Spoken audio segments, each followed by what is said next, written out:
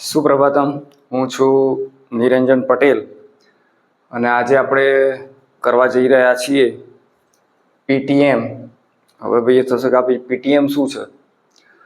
તો parents teacher meeting generally સ્કૂલોમાં થતી હોય છે, ટ્યુશન ક્લાસમાં પણ થતી હોય છે. આપણે ઓનલાઈન માધ્યમથી કરીશું અને એટલા માટે કરવી છે કે જેથી હું કેવું ભણાવું છું, કેવી રીતે મારી સ્ટ્રેટેજીસ હોય છે ભણાવવાની, અને ખાસ જે આપણે મેથ્સનો ટેસ્ટ લીધો છે એના માટે ખાસ આ વિડીયો બનાવવા જઈ રહ્યો છું. વિડીયો મોસ્ટલી પેરેન્ટ્સને ધ્યાનમાં રાખીને બનાવવાની ઈચ્છા છે, એટલે પેરેન્ટ્સે ખાસ જોવું અને એટલા જ માટે નામ આપ્યું છે પીટીએમ. અને ધોરણ 10ની આ વખતની બેચ છે, એના માટે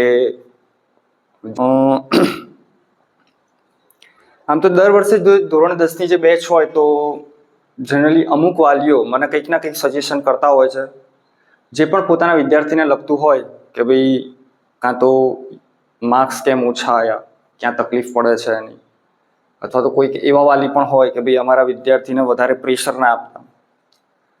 પ્રેશર ઇન ધ સેન્સ દરેકની ક્ષમતા અલગ અલગ હોય છે ભણવાની પ્રક્રિયા બહુ જ ગહન છે, થોડીક એને સમજાવવી અઘરી છે.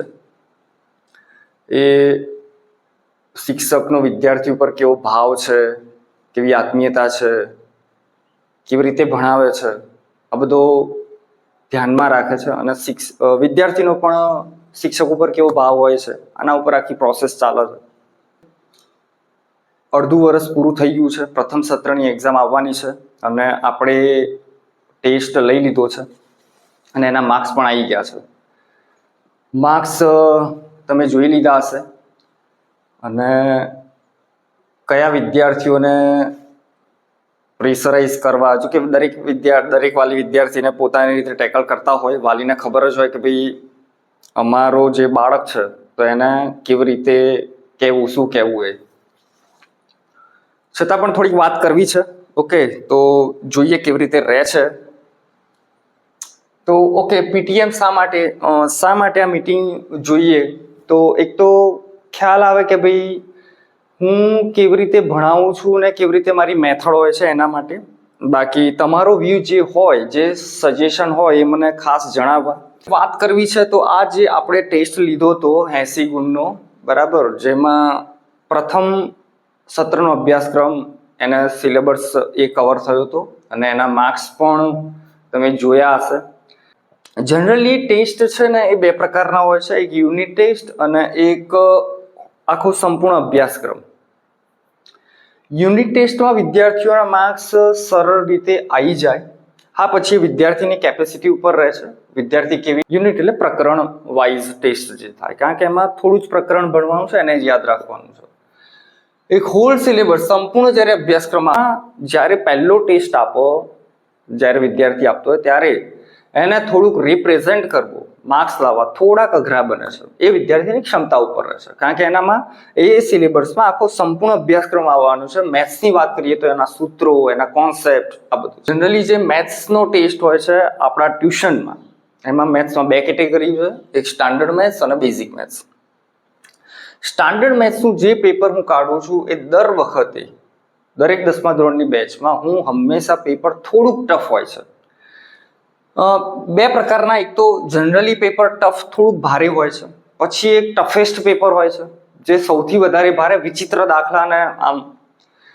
એટલે એ પેપરથી ભલે એને માર્ક્સ ના આવતા પણ એને ખબર પડે કે આવા પણ દાખલા પૂછાઈ શકે, આવા દાખલા થાય તો શું કરી શકે, તો એ રીતે. અને પછી ત્રીજું એક મીડિયમ.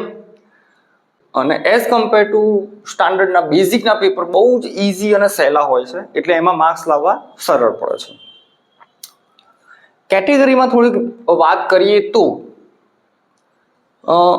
ટેસ્ટના માર્ક્સ ઉપરથી મૂલ્યાંકન નક્કી થાય છે કે ભાઈ વિદ્યાર્થી કયા લેવલનું છે. મને તો ખબર જ હોય, હું સતત એ વિષયને ભણાવું છું, એટલે મેથ્સ સાયન્સ ભણાવું છું, મને ખબર હોય કે એની કેપેસિટી કેટલી છે. છતાં પણ ઓલ ઓવર ખબર પડે કે એનામાં હવે કેટલો સિલેબસ એના માઇન્ડમાં સેટ થયો છે, અને તમે પણ એ રીતે મૂલ્યાંકન કરી શકો. હવે મારા જે ટેસ્ટમાં છે, જો સ્ટાન્ડર્ડ મેથ્સ અને બેઝિક મેથ્સના કેટેગરી લખી છે, જો જો એના 80 ગુણમાંથી 75 અપ 70 અપ આયા તો એને વેરી ગુડ સમજવું, વેરી ગુડ, બરાબર. એ સારામાં સારો હોશિયાર વિદ્યાર્થી છે. જો કે હોશિયાર તો બધા જ છે. હું વિદ્યાર્થીઓને કેટેગરી આમ ઠોઠ એટલે શું, કોઈ વિષય ના આવડ્યો એટલે કે ઠોઠ, બરાબર, એ વ્યવહારમાં વાપરીએ છીએ. કારણ એની બુદ્ધિ, એની ક્ષમતા તો હોય જ છે, ભલે એ ભણવામાં નથી કદાચ. પણ હવે શિક્ષણ માર્ક ઓરિએન્ટેડ છે, બરાબર, એટલે હું એ રીતે અત્યારે વાત કરું છું. આમ તો માર્ક્સ ઓરિએન્ટેડ શિક્ષણ મને નથી ગમતું અને વિદ્યાર્થીને પણ કોઈને નથી ગમતું. હા, ભણવું ગમે છે, પણ ભણ્યા પછી આ પેપરવાળી સિસ્ટમ ખરી ને, કે તમે હોલ સિલેબસ, આખો સંપૂર્ણ અભ્યાસક્રમ એને 80 ગુણમાંથી જ આખા વિદ્યાર્થીને તમે મૂલ્યાંકિત કરી શકો, એ થોડુંક આમ વ્યાજબી ગણાતું નથી. પણ સિસ્ટમ છે તો આપણે એના પ્રમાણે રહેવું પડે. તો 75 અપ જે વિદ્યાર્થીઓ છે, વેરી ગુડ, હું કદાચ એક્સિલન્ટ પણ કહું, બરાબર. એમાં ચિંતા કરવાની જરૂર નથી. ખાસ એવા વિદ્યાર્થીઓ કે જે એવી અપેક્ષા કરતા હોય છે કે અમારે તો સારા જ માર્ક્સ આવવા જોઈએ, એમ આટલા કેમ માર્ક્સ 2-3 માર્ક્સ કપાયા કે 5 માર્ક્સ કપાયા, તો ડોન્ટ વરી. ગણિતમાં ઘણી બધી નાની નાની ભૂલો થાય છે અને જે વિડીયોમાં પણ જોયું હશે અને તમે જ્યારે પેપર જુઓ છો ત્યારે તમને ખ્યાલ આવે છે. કારણ કે મેથ્સમાં પ્લસ માઇનસ કે કોઈ સંખ્યા ત્યાં યોગ્ય લખ્યું હોય, પણ પછી જ્યારે બીજી લખ્યું હોય ત્યારે એ આખો જવાબ અલગ આવે છે અને એનાથી માર્ક્સ કપાતા હોય છે. હા, જ્યારે સાયન્સનું પેપર કે અન્ય વિષયનું પેપર હોય તો આટલા બધા માર્ક્સ કપાવવાની શક્યતા રહેતી નથી નાની નાની ભૂલોથી.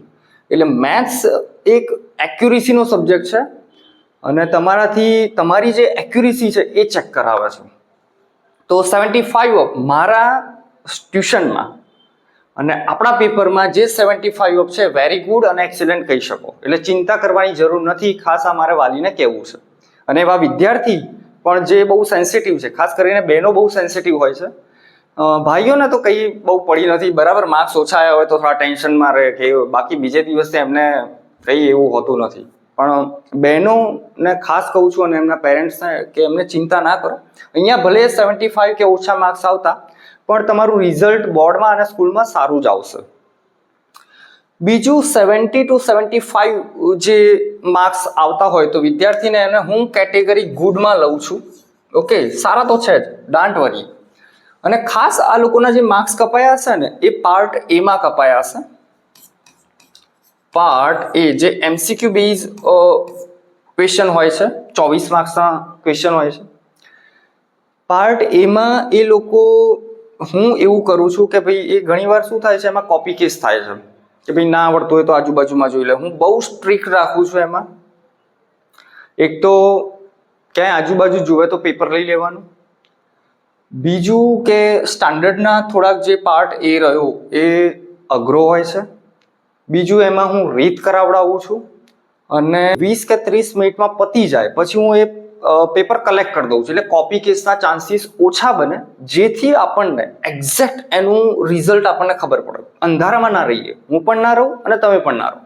હવે તમારે છે ને એની એક્યુરેસી મેન્ટેન કરવાની છે, બરાબર. જે વિદ્યાર્થીઓને છે હવે ક્યાં જે ભૂલો પડે છે, કોન્સેપ્ટ કદાચ કોઈ વીક હોય અને જનરલી એમને MCQમાં કપાયા હશે, બાકી BCD ઓલ ઓવર કમ્પ્લીટ હશે. તો ગુડ 60 to 70 એમને હું કઈ કેટેગરીમાં રાખું એ ખબર નથી પડતી, પણ એમને હજી તૈયારીની જરૂર છે. ખાસ સૂત્રો અને જે પણ કોન્સેપ્ટ હોય, બરાબર, એ કોન્સેપ્ટ હજી ક્લિયર કરવાની જરૂર છે. અને બિલો 60 એમને પણ એ જ વસ્તુ. પછી આ વિદ્યાર્થીઓને કેવું, જે એમની ક્ષમતા કેવી છે એના પ્રમાણે મારે એ વિદ્યાર્થીઓ જોડે વાત થશે, બરાબર. તો એમને જે મેઇન વસ્તુ છે પહેલા ફોકસિંગ કરો. સેમ થિંગ એ પેટર્ન અહીંયા લાગે છે બેઝિક વાળા વિદ્યાર્થીઓને. પણ બેઝિક વાળા વિદ્યાર્થીઓ કેવા હોય, આપણે એવું તો ના સમજી શકાય કે હોશિયાર નથી, હોશિયાર તો છે જ, પણ કદાચ એમના પહેલેથી કોન્સેપ્ટ ઓછો ક્લિયર હોય, એમના પેપર સહેલા હોય એટલે સરળતાથી માર્ક્સ લાવી શકે. તો એમાં પણ એ જ વેરી ગુડ અને સેમ પેટર્ન. એમના સૂત્રો ધ્યાનમાં રાખવા પડશે અને એ કરવું પડશે. બીજું ધ્યાનમાં રાખવાનું કે આ જે માર્ક્સ આવી ગયા છે અમુક લોકોને, બધા આયા છે, હોશિયાર છે, સારું. આ લોકોને બહુ ફૂલાઈ ના જવું જોઈએ બેઝિક વાળાને કે હા આપણને તો બધું આવડી ગયું. એમ પેપર ઇઝી હતા, હજી મહેનત કરવી પડશે સતત.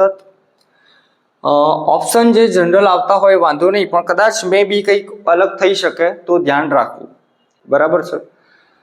અને જનરલી જે ભાઈઓ મહેનત કરતા હોય છે એ એટલી મહેનત કરતા નથી, બસ કંઈક ટેસ્ટ હશે તો તૈયારી કરશે, બાકી કંઈ નહીં. એમને એવું થતું નથી, સ્વપ્રેરણા થતી નથી.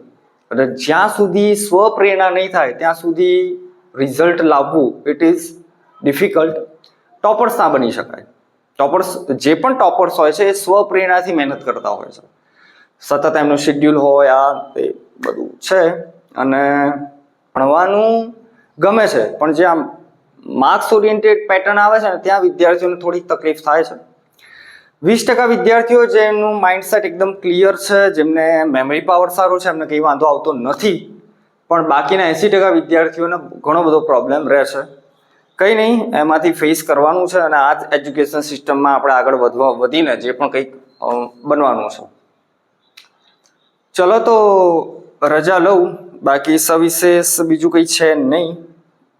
અને અત્યાર સુધી સાંભળ્યું એના માટે થેન્ક યુ. ઓકે.